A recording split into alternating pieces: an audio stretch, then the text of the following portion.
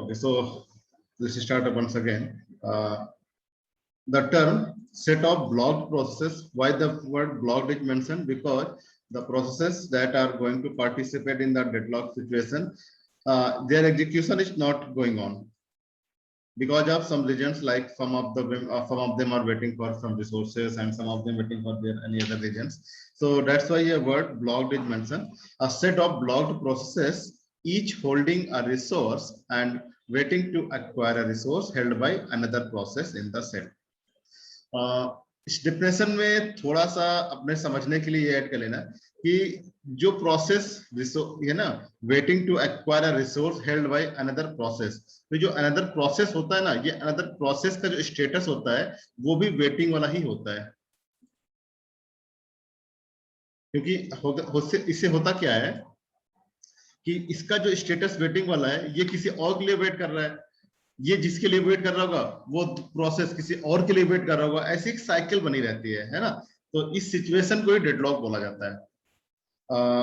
जैसे कि हमने कल एक आपको एग्जांपल भी दिया था, system has two tape drives P1 and P2, each hold one tape drive and each needs another one, ऐसा कुछ है। P1 और P2 दो प्रोसेस है, मान लो ये टेप ड्राइव 1 है और ये टेप ड्राइव 2 है। ये कह रहे हैं ईच होल्डिंग वन, यानी P1 को सपोज एलोकेटेड है, T2 सपोज P2 को एलोकेटेड है। Now each needs another one, P1 को T2 भी चाहिए, सिमिलरली P2 को T1 भी चाहिए, but they will not gate, because अगर P2 को T1 तभी मिलेगी जब P1 छोड़ेगा, सिमिलरली P1 को T2 तब मिलेगा जब P2 छोड़ेगा, but none of them is going to release, because deadlock की कंडीशन हमने क्या पढ़ी थी, no preemption, resources can be release only voluntarily, जबरदस्ती उनको कोई यूज नहीं कर सकता है ना। तो ये रिसोर्सेस खाली होंगे नहीं, तो प्रोसेस P1 और P2 हमेशा वेट करते रहेंगे। तो ये भी मेरा एक एग्जांपल है डेडलॉक का। सेम एग्जांपल को देखो सेमाफोर के थ्रू कैसे कर सकते हैं डेडलॉक को। आप लोगों ने सेमाफोर पढ़ चुके हैं, मैं थोड़ा सा सेमाफोर का एग्जांपल देना चाहूंगा यहाँ पर। ये कह रहे हैं, ये एक कोड का स्नैपशॉट लगा हुआ है, ये डेडलॉक का एग्जांपल है। अगर आपको याद हो एल्गो 2 जो आपने पढ़ी थी, उसमें जब दोनों ही प्रोसेस सेम टाइम पे अपने फ्लैग को ट्रू कर रहे थे और दूसरे का स्टेटस चेक कर रहे थे, याद है? तो वहां पर डेडलॉक की सिचुएशन अराइज हो रही थी, वो भी एग्जांपल है डेडलॉक का। यहाँ पर देखो डेडलॉक कैसे होगा, ये मेरा प्रोसेस P0 का कोड है, ये प्रोसेस P1 का कोड है। Now here there are two semaphore A and semaphore B, and both are initialised to 1, दोनों की इनिशियल वैल्यू 1 है, यानी A इज इक्वल टू 1 है, B इज इक्वल टू 1 है, right. Now suppose process P0 wants to enter into its critical section, वो क्या कर रहा है, वेट A, उसने क्या किया, सेमाफोर A पे वेट लगाया, जैसे वेट लगाएगा इसकी वैल्यू 0 बन जाएगी, वेट में डिक्रीमेंट होता है, right. Suppose at the same time process P1 also wants to enter into the critical section, उसका पहला इंस्ट्रक्शन क्या, वेट B, उसने B पे वेट लगाया, वैल्यू बन गई 0, राइट। अब प्रोसेस P0 क्या वेट ऑपरेशन अप्लाई कर पाएगा, प्रोसेस P0 में अगला इंस्ट्रक्शन क्या, वेट B, और B में ऑलरेडी वैल्यू 0 है, अब इस पे तो वेट लग नहीं पाएगा, क्योंकि अगर इस पे वेट लगाएंगे वैल्यू नेगेटिव हो जाएगी और सेमाफोर में नेगेटिव वैल्यू होती नहीं है। तो प्रोसेस P0 वेट करेगा कब तक, जब तक B की वैल्यू 1 ना हो जाए, है ना। इधर देखते हैं, क्या process P1 wait A apply कर पाएगा, देखो A की वैल्यू ऑलरेडी 0 है, जब इस पे वेट लगाएगा वैल्यू क्या निगेटिव हो जाएगी, जो कि पॉसिबल नहीं है, यानी प्रोसेस P1 भी वेट करेगा। इस केस में क्या हो रहा, दो प्रोसेस है, दो के दोनों ही वेट कर रहे हैं, क्रिटिकल सेक्शन में कोई एग्जीक्यूट नहीं कर रहा। Again this is the example of deadlock. Class any query related to this example?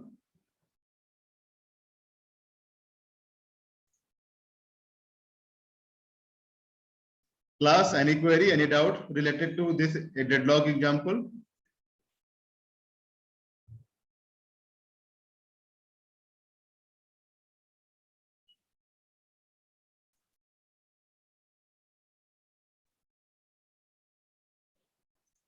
Okay. So this is all about introduction of deadlock. Now you can see this example, bridge crossing example.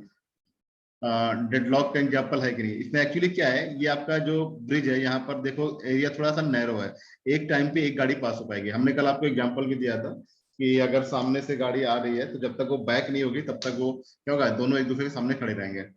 और यहाँ पर क्या है, traffic only in one direction, each section of a bridge can be view as a resource, means मान लो ये हमारी resources है। If a deadlock occurs it can be resolve if one car backs up. अगर एक car पीछे चली जाए तब तो डेडलॉक को रिजॉल्व कर सकते हैं, बट अगर कोई कार पीछे नहीं जा रही है तो फिर हमारा क्या होगा, ये देखो यहाँ तुम देख सकते हो, एक इधर से कार सामने खड़ी है, इधर से कार सामने खड़ी, दोनों आमने सामने खड़े रहेंगे। अगर कोई पीछे जाने को तैयार नहीं है then it's will be a perfect example of deadlock. या आप लोग अपने गली मोहल्ले में देख सकते हो जहां पर रास्ते थोड़ा सकरे होते हैं, एक टाइम पे एक गाड़ी पास हो सकती है। अगर मान लो आपकी गाड़ी इधर से जा रही है, उधर सामने से एक बंदा गाड़ी लेके आ रहा है और दोनों लोग टसन में हो, कोई पीछे नहीं करेगा, देन क्या होगा, दो के दोनों लोग खड़े रहोगे, है ना।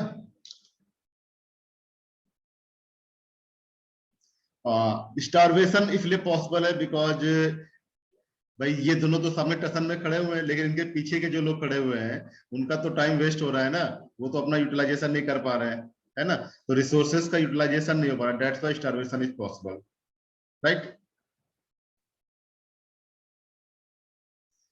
डेडलॉक में जो आपका सिस्टम मॉडल होता है उसमें बेसिकली 3 एक्शंस होते हैं। सबसे पहले किसी भी रिसोर्स को अगर आपको यूज करना है तो उस रिसोर्स को यूज करने से पहले उसकी रिक्वेस्ट की जाती है। कोई भी रिसोर्स अगर यूज करना है, उस रिसोर्स को यूज करने से पहले उसकी रिक्वेस्ट की जाएगी। सबसे पहला काम ये होगा। रिक्वेस्ट करने के बाद क्या होगा, जब आपने रिक्वेस्ट कर दी तो अगर वो रिसोर्स फ्री होगी तो मिल जाएगी, अगर रिसोर्स फ्री नहीं है तो प्रोसेस वेटिंग में चला जाएगा। तो इनकेस अगर मान लो रिसोर्स मिल जाती है तो फिर क्या होगा, रिसोर्स का यूज किया जाएगा, यानी रिसोर्स का यूटिलाइजेशन किया जाएगा, right. Now third one is, जब रिसोर्स का यूटिलाइजेशन कंप्लीट हो जाएगा, जिस टास्क को कंप्लीट करने के लिए आपने रिसोर्स को एक्सेस किया था वो टास्क जब कंप्लीट हो जाएगी तो आप रिसोर्स को क्या करेंगे, रिसोर्स को फ्री कर देंगे, यानी रिसोर्स को रिलीज कर देंगे। तो ये टोटल 3 काम होंगे, request, use and release. And बाकी के जो टर्म्स हैं, resource type R1 R2 RM, ये हमारे रिसोर्सेज के एग्जांपल हैं। फॉर एग्जांपल सीपीयू साइकिल्स हो गया, मेमोरी स्पेस हो गया, IO डिवाइसेस हो गया, these are the resources. And each resource type RI has WI instances. Instances का मतलब ये होता है, फॉर एग्जांपल अगर आपको याद हो, आपके फ्लोर पे एक प्रिंटर रखा हुआ है ना, तो प्रिंटर आपका एक रिसोर्स हो गया, प्रिंटर जो होगा आपका एक रिसोर्स टाइप हो गया, और टोटल नंबर ऑफ प्रिंटर्स जितने अवेलेबल हैं, फॉर एग्जांपल लैब में एक रखा है, ऊपर अपने डिपार्टमेंट 3rd फ्लोर पे रखा है, एक HOD केबिन में रखा है, तो टोटल 3 प्रिंटर हो गए। तो प्रिंटर एक रिसोर्स हो गए, और जो टोटल उसकी काउंट है 3 प्रिंटर जो है वो उसकी इंस्टांसेस हो गई, instance, this one, right. Resource is defined, you can say resource is represented as a resource type printer, or whatever the total counts of printer is available, that is called the instance of the resource. So here we will say we have a resource type printer that have 3 instances if there are 3 printers. Any doubts? Class?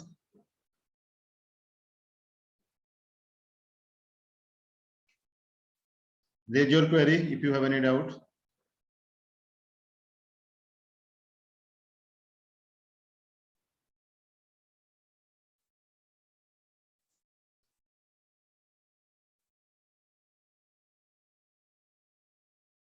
Now the next point is deadlock characteristics, which we have discussed already in the previous class, but once again I'm repeating. The first condition is mutual exclusion. Mutual exclusion का मतलब क्या है, at least one resource should be in a non-shareable mode. मतलब क्या है, non shareable मतलब क्या है, एक टाइम पे उसको एक ही बंदा एक्सेस करेगा, that is only one process at a time can use a resource. Clear? At a time, at most one process can use that particular resource. If so, then we can say there exists a condition of mutual exclusion. And if Any doubts regarding mutual exclusion?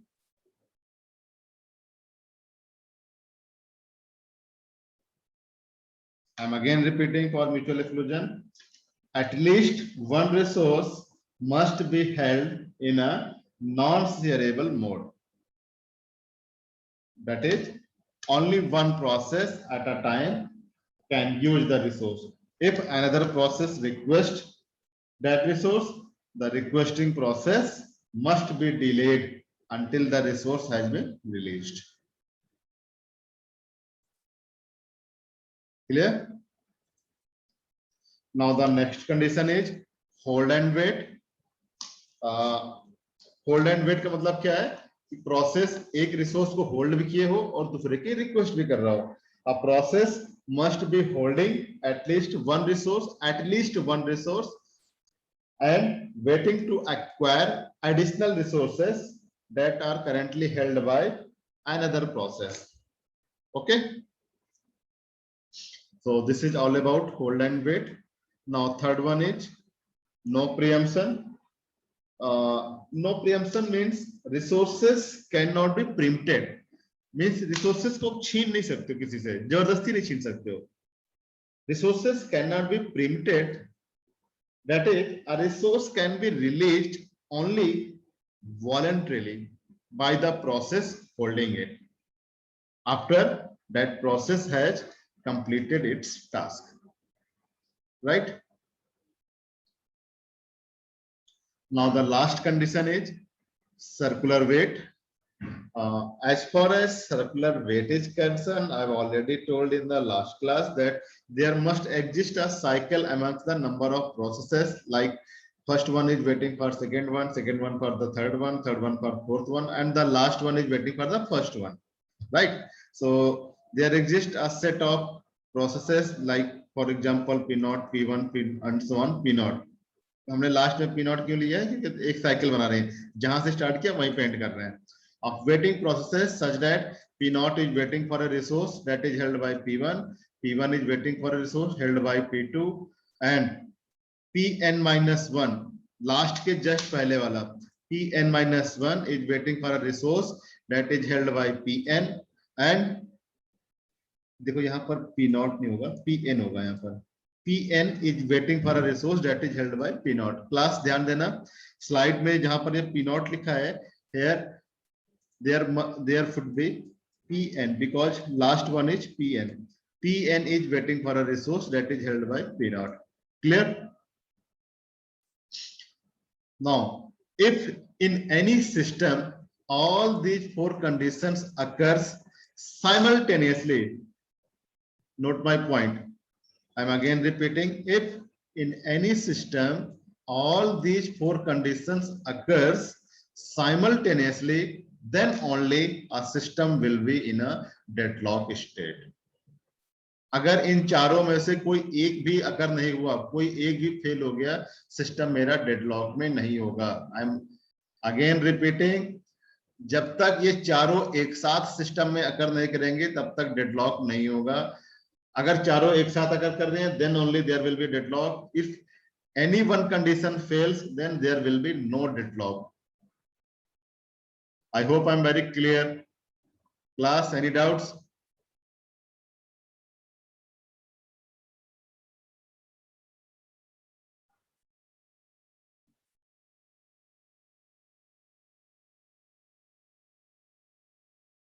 Okay. Now, next topic is resource allocation graph.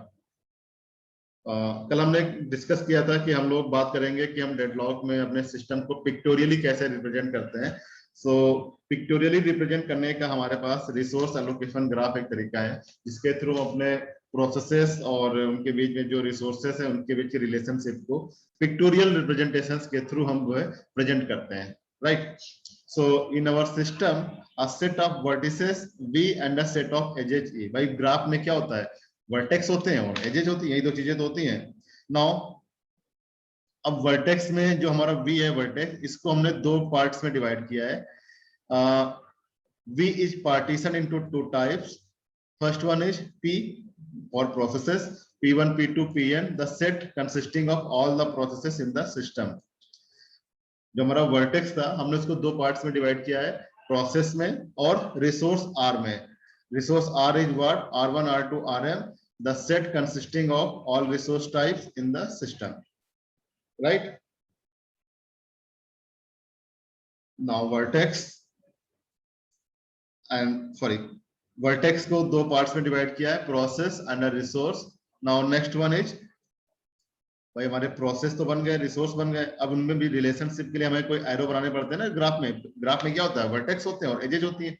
अब edges में कौन कौन सी edges हैं? First one is request edge, and request edge is a direct edge from process to resource, Pi to Rj, Pi to Rj. भाई request edge का मतलब क्या है? रिक्वेस्ट हमेशा किसकी तरफ जाएगी? प्रोसेस की तरफ जाएगी कि मुझे ये पर्टिकुलर रिसोर्स चाहिए, तो प्रोसेस की तरफ से रिसोर्स की तरफ जो रिक्वेस्ट जाएगी, जो डायरेक्ट एज जाएगी, that is called the request edge. अब वो रिसोर्स या तो फ्री होगी या तो कोई यूज कर रहा होगा, है ना. अगर रिसोर्स फ्री है तो उस प्रोसेस को अलोकेट हो जाएगी. नाउ अलोकेट होने के बाद क्या होता है? रिसोर्स की साइड से प्रोसेस की तरफ एरो बनेगा, आरजे से पीआई की तरफ, and this is called the assignment as.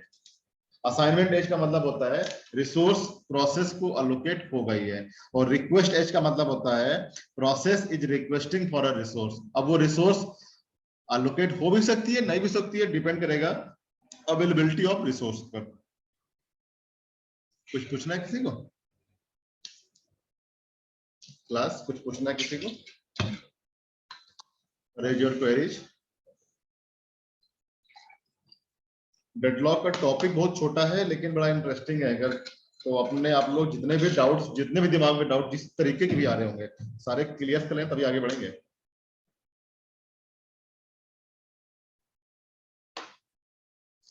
Class any doubts?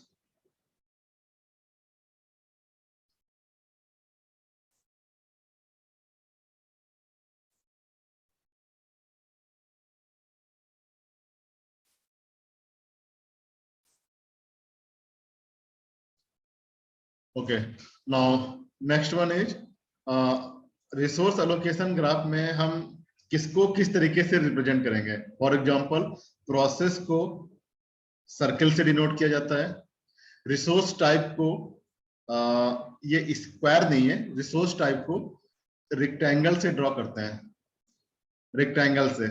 Okay, और अंदर ये जो डॉट्स लगे हुए हैं, अभी हमने आपको स्टांसेस वाला वर्ड बताया था कि अगर प्रिंटर के मतलब टोटल 3 प्रिंटर हैं तो प्रिंटर के लिए एक रेक्टेंगल बन जाएगा, और जितने नंबर ऑफ प्रिंटर्स अवेलेबल हैं उतने अंदर डॉट्स बना दो, वो हमारे स्टांसेस होती हैं. थोड़ा सा बन गया है, ठीक है. तो रिसोर्स को हमने रेक्टेंगल से रिप्रेजेंट किया, and each resource have number of instances, and जितनी नंबर ऑफ इंस्टेंसेस होंगे उतने डॉट्स अंदर ड्रॉ कर देंगे, that is called the instance. ये हमारी रिक्वेस्ट एज है. रिक्वेस्ट एज में क्या था? प्रोसेस से रिसोर्स की तरफ जा रहा था, पीआई टू आरजे मान लो. देखो तो इसमें क्या होगा? प्रोसेस हमने क्या सर्किल से डिनोट किया है, सर्किल हो गया. रिसोर्स को हमने क्या रेक्टेंगल से डिनोट किया है, तो रेक्टेंगल हो गया. अच्छा, एक चीज ध्यान रखना, जो रिक्वेस्ट एज होती है वो फिर रिसोर्स की जो रेक्टेंगल की बाउंड्री है उसको टच करता है, बाउंड्री के अंदर नहीं जाना चाहिए. इस चीज का ध्यान देना. जो रिक्वेस्ट एज होती है that starts from the boundary of the circle of a process and touches the boundary of the rectangle, doesn't cross the boundary of the rectangle. While जो आपकी असाइनमेंट एज होती है, असाइनमेंट एज में मान लो हमारे पास 4 printer थे, तो ये वाला प्रिंटर इस प्रोसेस को लोकेटेड है, तो उस पर्टिकुलर स्टैंड से एरो स्टार्ट होगा और प्रोसेस की सर्किल बाउंड्री तक जाएगा.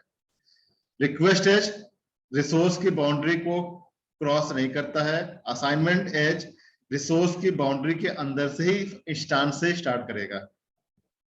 तो ये हमारे 4 पॉइंट्स हो गए जिनको हम अपने रिसोर्स एलोकेशन ग्राफ में यूज करेंगे. प्रोसेस को सर्किल से डिनोट करेंगे, रिसोर्स को रेक्टेंगल से, रिक्वेस्ट एज प्रोसेस से रिसोर्स की तरफ होगी, असाइनमेंट एज रिसोर्स से प्रोसेस की तरफ होगी.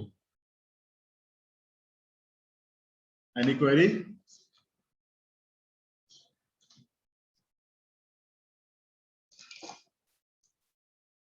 Class any query?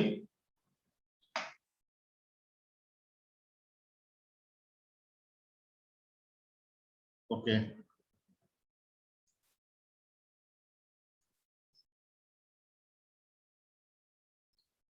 now suppose this is our example of resource allocation graph.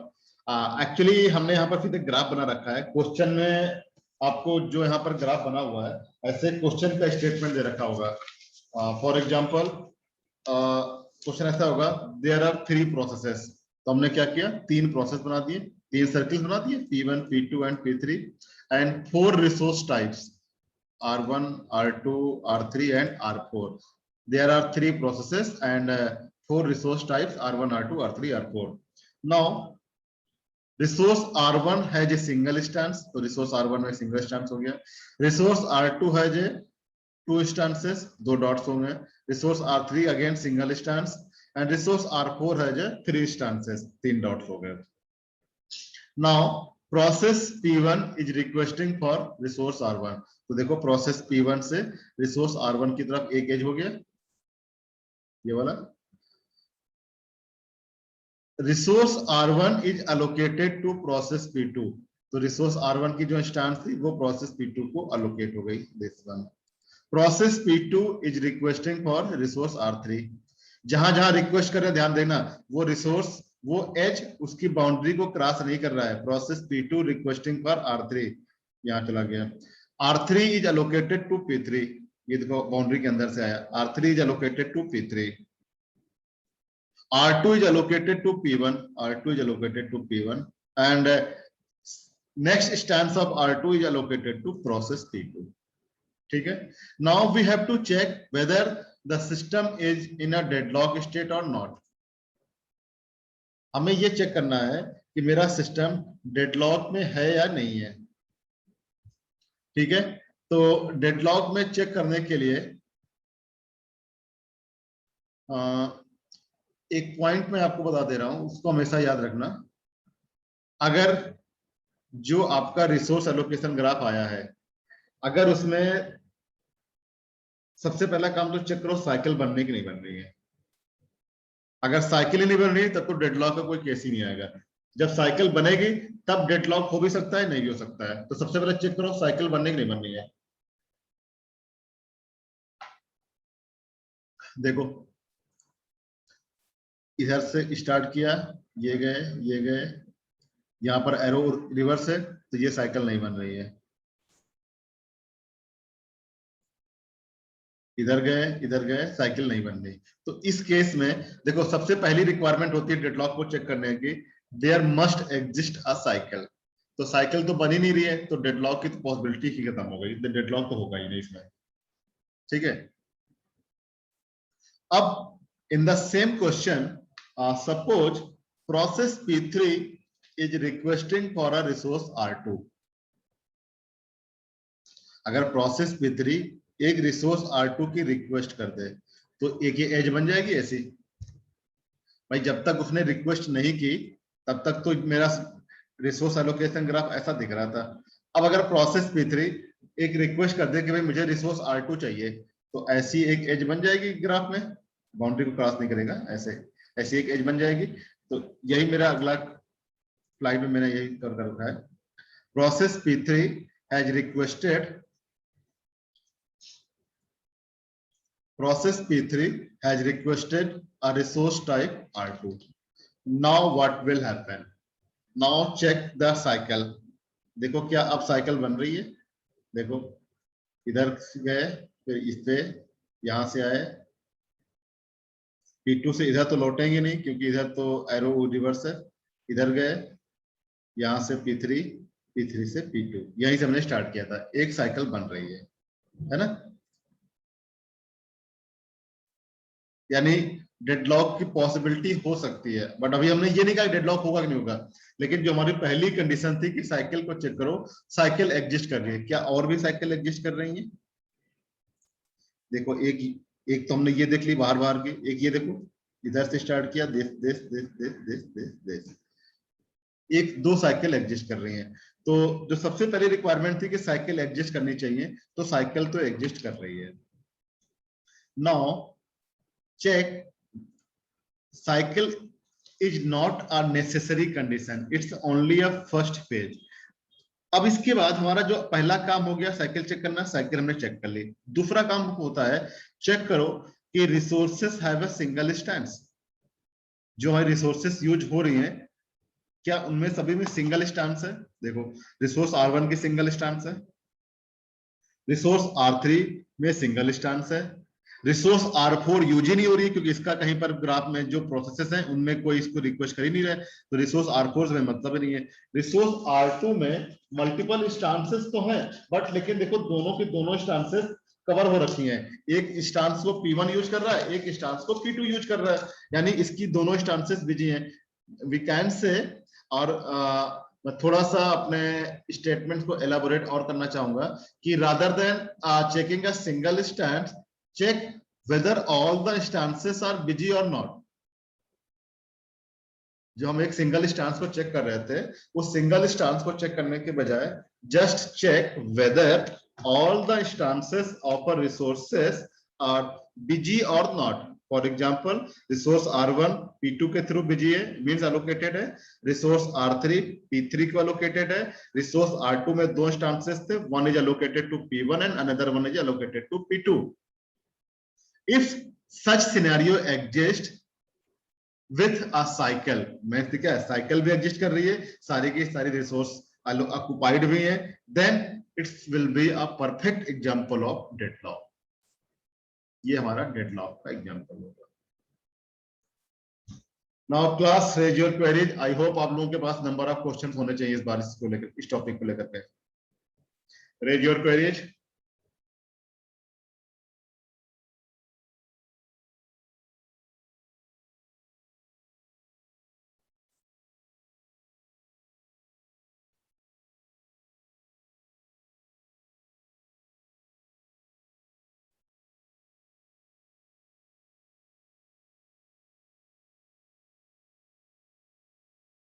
वो किसी के पास कोई क्वेरी नहीं है? ऐसा होना नहीं चाहिए था वैसे।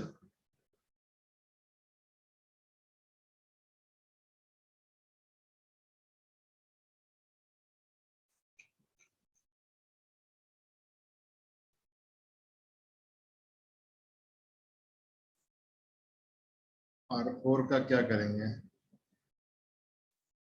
R4 का करना कुछ नहीं है। व्हेनेवर भाई देखो कोई भी बंदा हो जो बिल्कुल न्यूट्रल रहेगा उसका क्या कर सकते हैं, जब तक वो किसी एक्टिविटी में पार्टिसिपेट ना करे तब तक उसका कोई मतलब नहीं होगा ना। तो रिसोर्स R4 इसके लिए किसी प्रोसेस ने रिक्वेस्ट ही नहीं की है, तो ये जैसे ऐसे ही रहेगा, इसका कुछ नहीं करेंगे।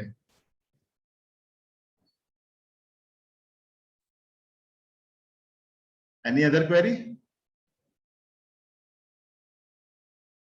If any of instance is free in cycle, then there won't be deadlock. Yes, मैंने दो कंडीशंस बताई हैं। पहली कंडीशन साइकिल एग्जिस्ट करनी चाहिए। सेकंड कंडीशन अगर साइकिल में जितनी भी रिसोर्स इंस्टेंसेस आ रही हैं सारी के सारी ऑक्युपाइड होनी चाहिए। सिर्फ यही दो कंडीशंस हैं।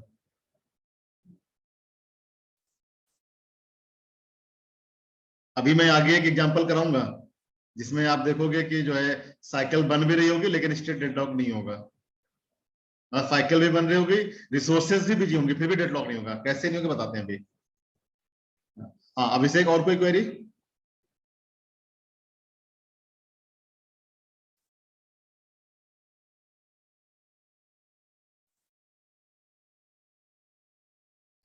Any other query from anyone? Any other query?